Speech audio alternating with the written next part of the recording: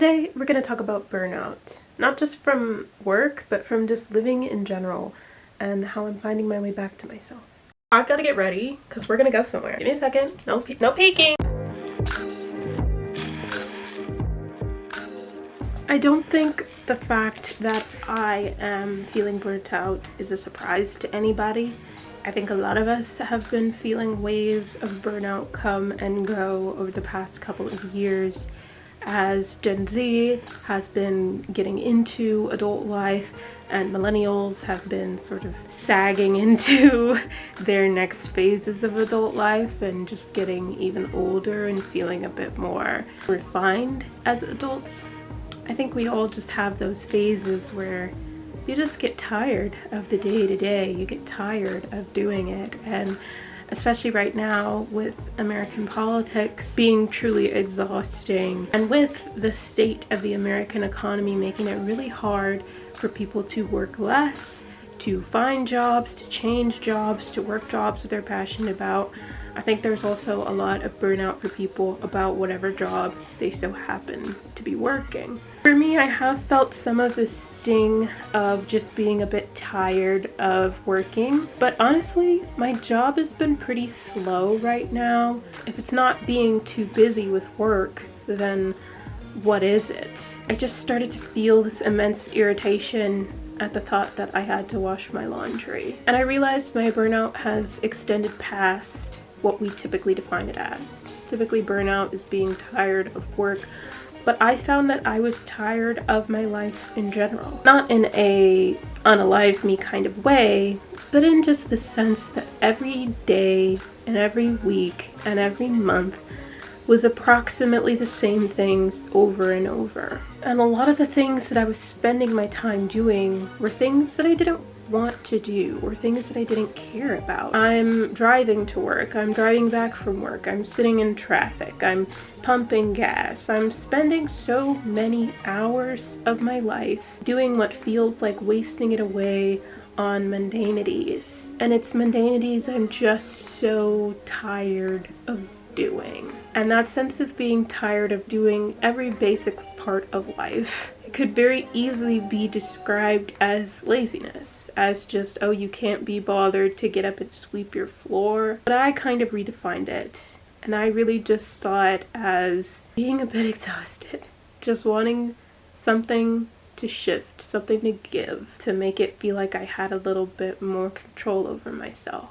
I spent more money than I was supposed to. I couldn't decide between blue and peach. And then the peach yarn really called for a smaller crochet hook. You know, sometimes when I shop, I just have to remind myself I'm not impoverished. $7 turning into an $18 purchase, it's not that big of a deal for me. Normally, when I'm feeling the way that I feel right now, when I'm feeling tired of life and like I just don't want to keep having the same experiences every day, normally my strategy is to stop having the same experiences every day. I will typically take 2 weeks off work, book a vacation, go somewhere else in the world and see something new. That is so restorative for me. A lot of people see travel as a way to run away from your life, and I guess I've kind of taken that messaging in, but that's not really how it is for me. For me, it is a way to experience life, a way to see new things, see new people engaging in ways that I never would have seen before, do things I never would have tried before, eat things, be places, experience more of the world that I would never ever get to see if I never broke the pattern of my day-to-day life. And then this break of pattern makes returning back to the pattern feel refreshing. But right now, it is difficult for me to travel. It's not really the best financial time to travel. It's not really the best political time to travel. And because of the way things are going at my job, it's not really the best time for me to even be asking for time off. It's just not really doable right now. So then my question for myself has become, how can I find joy in the life that I'm living here? Let's head inside and chit chat about that. I used to think eventually I would adjust to everything and I'd just learn how to be happy like everybody else. I used to, at my first job, constantly get asked by my coworkers how I was adjusting to things. And in retrospect, I realized they were asking how I was adjusting to life in California. I had just moved here after all. But at the time, it felt like they were asking how I was adjusting to being an adult. And I would always tell them, like, I don't know why it feels like I have no time for myself. I feel like I'm always doing chores, working, or going to or fro work. If I want to add in like a fitness routine, that's every last shred of my free time gone. And I feel like adult life, it's just not making sense. Whenever I would say this to my coworkers, they would just kind of awkwardly smile and shuffle away from the conversation. And I've started to realize maybe that's how everyone feels. Maybe everybody's got this sense of there is just not enough time in my days and in my weeks for the parts of me that feel true. I have to dedicate all my time to the parts of me that are required for me to participate in society. But the parts that I really, really care about and want to nurture constantly have to take a backseat to responsibilities, bill payments, and maintaining a cleanly, functioning lifestyle. I'm intrigued to try out this new crochet hook. My current crochet hook, I have an 8 and a 5. This one is a 3.5, so it's the smallest hook I've ever used. This is some small little teeny tiny yarn, so let's try making a sample square. Lately, as I go through life, I've been trying to enjoy the moment. This is a moment I think every type A person has to go through in their life, of realizing that the plan is great, but as 2020 showed me, the plan just simply existing doesn't mean that things are going to go to plan, doesn't mean that reality is going to listen to you. At some point you have to be able to step away from the plan, step away from the goals, step away from the desired end results, and just focus on the present. If we really think about it, the past does not exist. The future does not exist. The versions of you that were or will be living out those lives no longer exist. All that exists is the present. So why wouldn't you dedicate some of yourself to enjoying the present moment? Crocheting is kind of like enjoying the present moment. It is a small and repetitive little task that you get to do. And although it is small, although it is repetitive, I find it fun, me personally. And in each little stitch, you achieve your own little achievement. Sure, I would love to get to the moment when I finish what I'm working on, which by the way is going to be a pair of shorts. I made a pair of shorts earlier and I was excited about it, so I wanted to make another one. Sure, I'd love to get to the point where I have a cream colored pair of shorts, but what about all of the little points that come before that? Does none of that count? And I think in order for me to find the joy in my life again, I have to find the way to make all those little befores count. Crochet is one of the ways that I'm leaning back into my creativity, but it's not the only way. I've also been reading a lot. You can see here my bookshelf. I have also been writing. I'm working on a novel. In my last vlog, at the very end, I discussed the plot of the novel. If you want some spoilers, go check that out. And I have also just been prioritizing socialization and hanging out with friends. I actually have a friend on the way here now. I hope I finish filming this video before they get here, but if not, join the party. In doing this, in focusing on cultivating a social life for myself, and on cultivating like little hobbies and activities for myself to enjoy, I tend to bring the high points of life over to where I'm at right now. You see this progress? This little tiny yarn is very difficult to work with.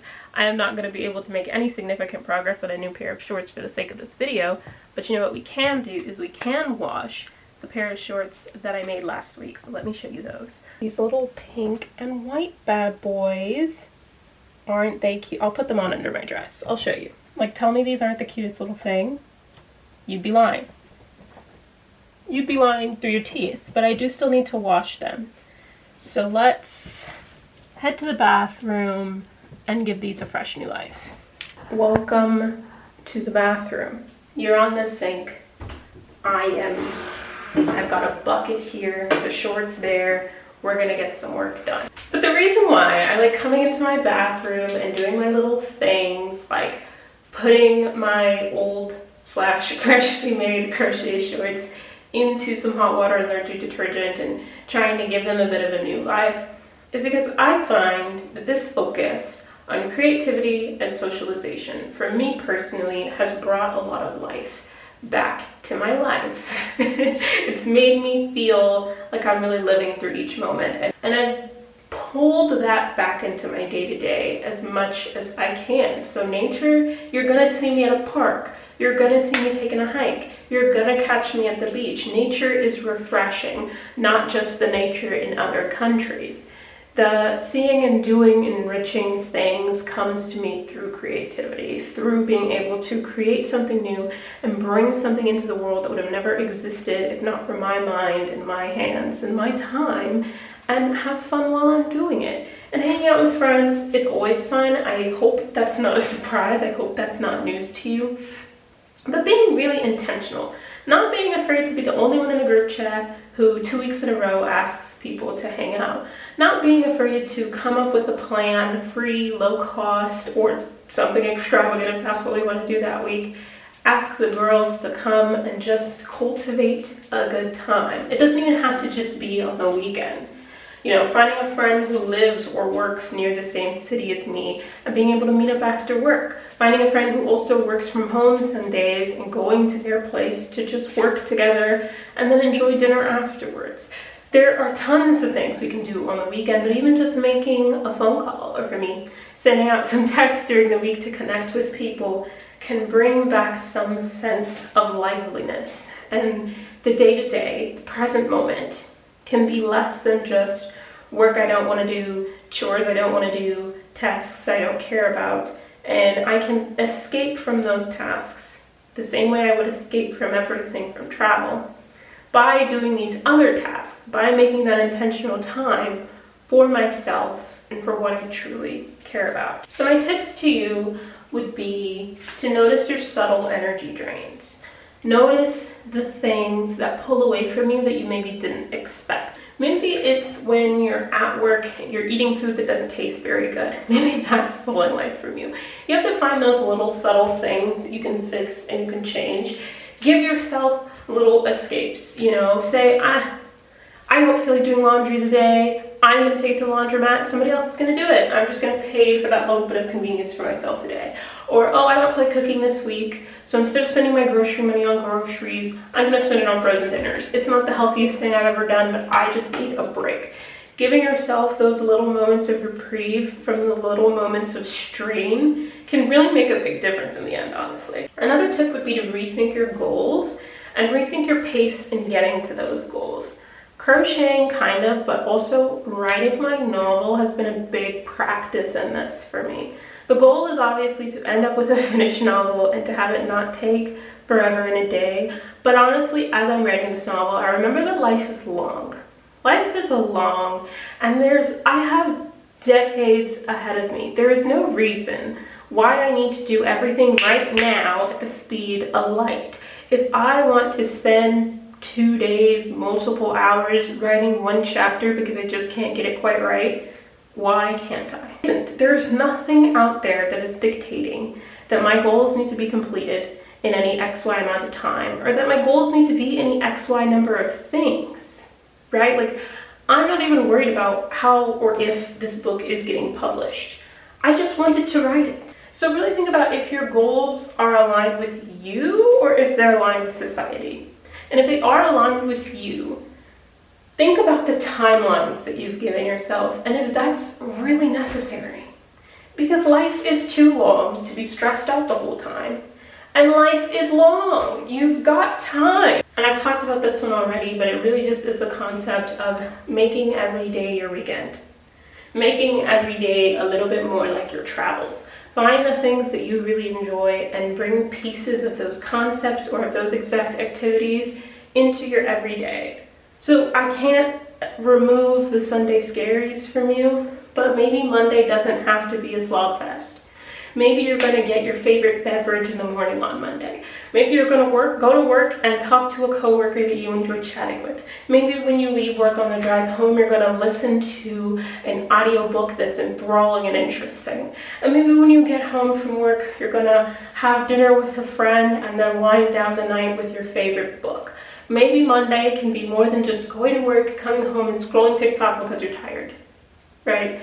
Maybe you can bring a little bit more of what pleases you into each moment of your existence. So it really is worth considering for yourself that maybe you're not lazy. Maybe you're just tired of day-to-day life. But living is supposed to be fun. You deserve release from your stressors, and you can work to find your own peace. I would really recommend reading The How of Happiness. It's a book by Sonia Lyubomirsky. You can probably find it at your local library. And Sonia lists a new approach to getting the life you want. A couple of tactics that you can put in place to feel more joy in every second of your life. I would also recommend reading The Artist's Way if finding your way back to creativity sounds like something that would be enriching to you. And above all else, try living in your present moment and finding your joy in each day. I'll be here, reading, writing, and crocheting my way back to softness. If you enjoyed this video, here's some others I'd recommend checking out. Please leave a like and a comment so YouTube can know to show you more stuff like this from me. And I'll see you guys next time. Till then, toodaloo.